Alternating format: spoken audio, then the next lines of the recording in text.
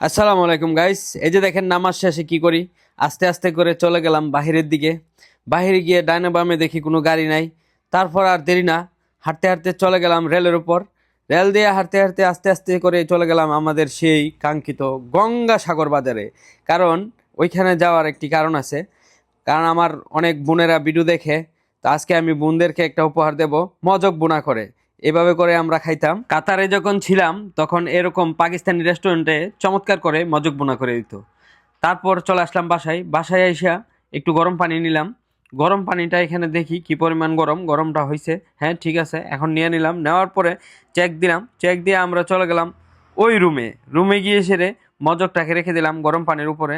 তারপরে মজকের সাথে যে লাল লাল রক্ত লেগে রয়েছে, কিংবা এইদিকে রক বলে, এগুলাকে কি সুন্দর করে ছাড়িয়ে নিলাম।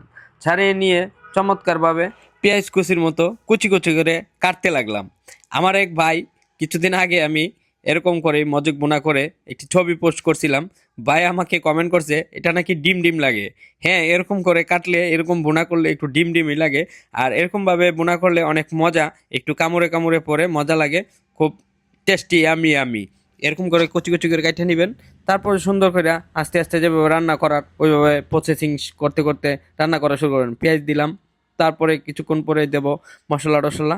পেঁয়াজটা একটু হালকা লক্ষ চক্ক লাড়া মাইরে বোনেরা একটু লক্ষ্য কইরা আস্তে আস্তে টমেটোগুলো এনে রেখে দিবেন।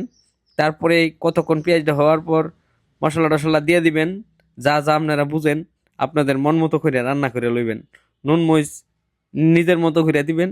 চমৎকারভাবে একটি রান্না হবে এবং সেই একটি খাবার হবে। ঠিক আছে, এই ব্লগটা বানানোর একটাই উদ্দেশ্য। আমি কিছুদিন আগে সেমভাবে মগজ বোনা কইরা আমি একটি ছবি পোস্ট করছিলাম যে সকাল সকাল গরম গরম মগজ বাগিনাকে নিয়ে খাইতে কেমন। তো আমার এক ভাই, এক বন্ধু, উনি কমেন্ট করলো যে এটা তো ডিম ডিম লাগে। না, ডিম না। আজকে হয়তো আপনি যদি এই ব্লগটা দেখেন, তাহলে বুঝতে পারবেন এটা আসলে কি মগজ বোনা নাকি ডিম বোনা। ডিম তো এরকম হয় না। আর এ টু জেড রুম থেকে বের হওয়া, বাজারে যাওয়া, বাজার থেকে বাজার করা, বাজার নিয়ে আসা, সমস্ত কিছুই দিছি। তো এখন মগজটা এইভাবে দিলাম, দেওয়ার পরে নাড়াচাড়া দিয়া যখন দেখবেন একটু সিদ্ধ হয়ে আসছে, তারপর টমেটো কাঁচামরিচগুলা একসাথে দিয়ে দিবেন। দিয়ে আবার অনেকক্ষণ রাখবেন। রাখার পর ধনিয়া পাতাটা রেখে দিবেন।